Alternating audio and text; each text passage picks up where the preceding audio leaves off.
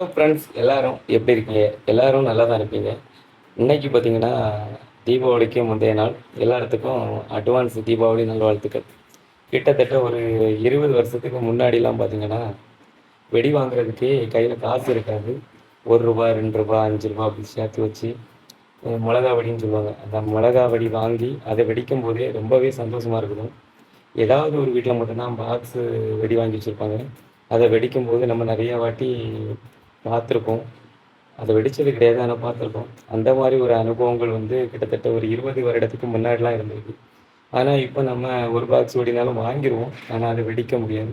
அதுல ஒரு இன்ட்ரெஸ்ட்டும் இல்ல. அந்த காலங்கள்ல அப்படி இல்ல. வெடி வாங்க மாட்டோமா? தீபாவளி பண்டிகைக்கு இப்போ ஒரு நாளைக்கு முன்னாடி வர வெடி வெடிப்போமான்னு தெரியல. ஆனா, ஒரு 20 வருஷத்துக்கு முன்னாடிலாம் பார்த்தீங்கன்னா, ஒரு தீபாவளி பண்டிகை வருதுனாலே ஒரு 1 மாசத்துக்கு முன்னாடி இருந்தே பட்டாசு வாங்கி வெடிச்சுருவோம். சின்ன வாசர் இருக்குல்ல, அந்த வாசருக்கு இடையில பட்டாசு வச்சு தூக்கி போட்டு வெடிப்போம்.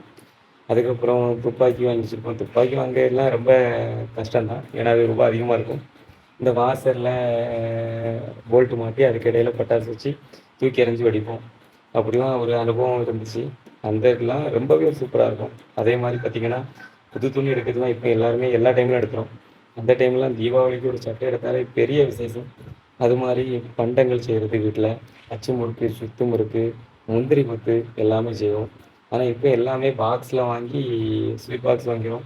அத அதில ஒண்ணு கூட சாப்பிட முடியாது. முன்னாடி அப்படி இல்ல. சுத்து முறுக்கு வீட்ல செய்து, அதில வீட்ல கருங்காப்பி போட்டு, கருப்பட்டி காப்பி போட்டு, அதுக்குள்ள அந்த முறுக்க போட்டு, போர போட்டு சாப்பிடுறது வந்து ரொம்பவே சுகமா இருக்கும். அதுவும் தீபாவளி முடிஞ்சு 1 மாசம் வீட்ல முறுக்குலாம் ஸ்டாக்கே இருக்கும். அந்த அனுபவங்கள்லாம் இப்ப யாருக்குமே இருக்குமான்னு தெரியல. அந்த அனுபவங்கள கடந்து வந்தவங்க நெறைய பேர் இருப்பாங்க. இப்போ உள்ள காலத்துல வந்து யாருக்குமே இந்த அனுபவம் தெரியாது. இந்த வீடியோ உங்களுக்கு பிடிச்சிருந்தா மறக்காம நம்ம சேனலுக்கு சப்ஸ்கிரைப் பண்ணிருங்க. அனைவருக்கும் இனிய தீபாவளி நல்வாழ்த்துக்கள். வணக்கங்கள். நன்றி.